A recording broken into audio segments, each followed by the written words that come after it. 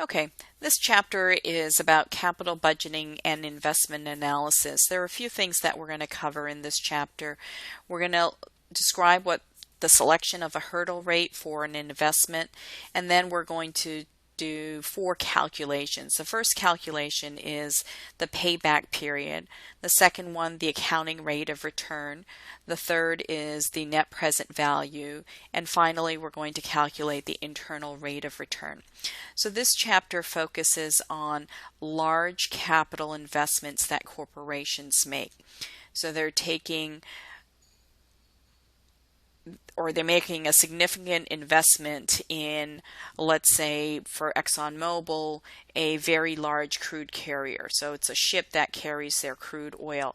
Or let's say they're building a refinery, something of that nature. It's going to take a tremendous amount of cash to build this asset.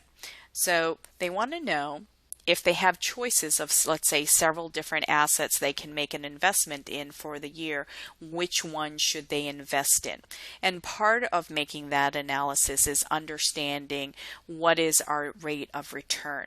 And so we look at various different tools, such as the payback period, the accounting rate of return, the net present value, and internal rate of return. And we'll go through each one, and there's pros and cons to all of them, but we'll take a look at them first. Okay? So capital budgeting. Capital budgeting is analyzing alternative long-term investments and deciding which assets to sell, to acquire, or sell. And there are certain components of capital budgeting that is true for all capital budgeting. One, the outcome is uncertain. You're trying to make a decision about the future, and the future simply is uncertain. And this is an important analysis because there's a large amount of money that's usually involved. It's a very significant amount. It's not it's not a small amount of money.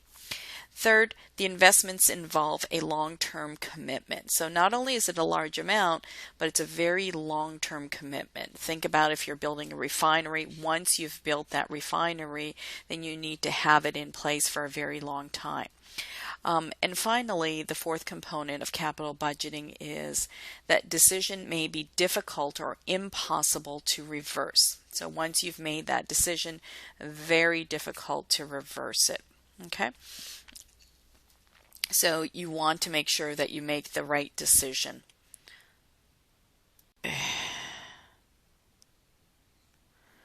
Okay, let's go on to the second slide.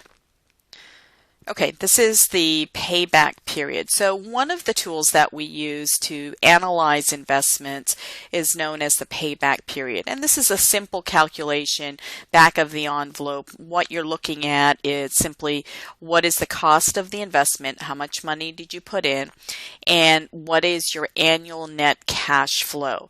So in about how many years will you recoup your initial investment? Again, the payback period of an investment is the time expected to recover the initial investment amount. And the equation is you have the payback period, okay, so here we have the payback period, and it's equal to the cost of the investment, so that's the amount of money that you've put in, and it's divided by your annual net cash flow. And what does net mean? Net, it simply means it's the difference between your cash inflows, how much money is coming in, and your cash outflows, how much money is going out on this investment. And obviously, managers prefer investing in projects with shorter payback periods. So therefore, you've recouped your investment, and then you can take that money and invest it in another project. And that's the reason they would want a shorter payback period. So let's do an example of a payback period. And cash flows, they can be either even or uneven. So in this example, let's look at one with even cash flows. So this problem is Fast Track is considering buying a new machine that will be used in its manufacturing operations. The machine costs $16,000 and is expected to produce annual net cash flows of $4,100. So remember, again, this says net cash flows. Because it's net, we know that's the difference between cash inflows and cash outflows. So it's a positive net cash flow. They have more cash inflows than outflows of 4,100. And the machine is expected to have an 8-year useful life with no salvage value. So in order to calculate the payback period, this is the equation that we're going to use. And whenever you're doing this, please write down the equation in words first, and then you can plug in the numbers. So payback period is equal to the cost of the investment divided by annual net cash flow. So what is the cost of the investment? The cost of the investment, they tell us the machine cost was $16,000, and we divide that by annual net cash flow, which is $4,000. And when you're doing this calculation, you'll see because you're dividing a dollar sign by dollar sign, that dollar sign crosses out and you're left with 3.9. So that's 3.9 years. Okay, so that's how you would use the payback period. Well, sometimes we have a payback period with uneven cash flows. For instance, you might have a larger payback initially and then it decreases, or it could just be the opposite. You have a smaller payback initially and then it starts to increase. Okay, so it could be either way. So in the previous example, we assumed that the increase in cash flows would be the same each year. Now let's look at an example where the cash flows vary each year. So here's an example, payback period with uneven cash flows. So Fast Track wants to install a machine that costs $16,000 and has an 8-year useful life with zero salvage value. And what is salvage value? Salvage value means at the end of 8 years, if you were to sell it, what would you get for it? And we're saying you wouldn't get anything. It would be a zero salvage value.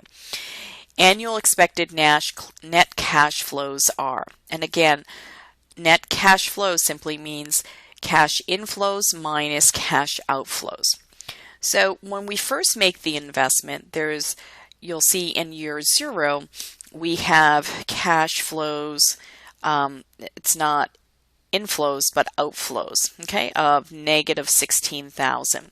So that's how much we have as an outflow. So then in the cumulative column, you'll see $16,000 went out the door. And then year 1, we have a net cash flow of $3,000, and that's applied to our $16,000 that we had invested. So now we're negative for $13,000. Then we go to year 2. In year 2, we've have an additional net cash flow of $4,000. So now that's reduced how much money has gone out the door to $9,000, the net effect. Okay, and we continue until in year 4 you see that it's down to minus 1,000. So what happens in year 5 when we have this net cash flow of 5,000? Then we have recouped sometime between year 4 and 5. We have recouped our investment. Okay, so that's how you would do it for an uneven cash flow. Okay, so the answer is we recovered the $16,000 purchase price between years 4 and 5. It's about 4.2 years for the payback period.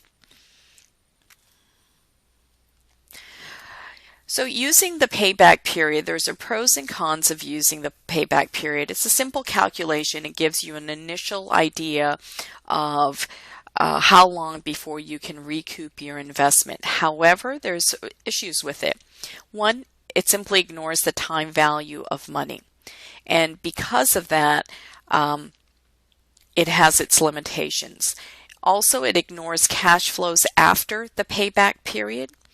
And finally, it's unacceptable for projects with long lives where time value of money effects are major. Okay, so for these are some of the disadvantages of the payback period. So none of the tools that we're going to look at are perfect, but you should understand why we use them, what are the pros of using them, and what are some of the disadvantages.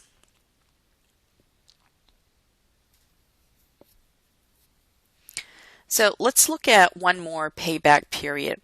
Consider two projects, each with a 5-year life and each costing $6,000. The projects have cash flows depicted below. In year 5 of life, project 2 will have $100,000 net cash flow. So we've got year 1, project 1, net cash inflows. So each year we have a consistent cash flow. We have $2,000, $2,000, $2,000, $2,000. But look at project 2. The net cash inflows are $1,000, so it's less than $2,000. But in year 5, it's $100,000. So would you invest in project 1 just because it has a shorter payback period? Or do you invest in project 2? So these are some issues that you would have to consider with respect to the payback period.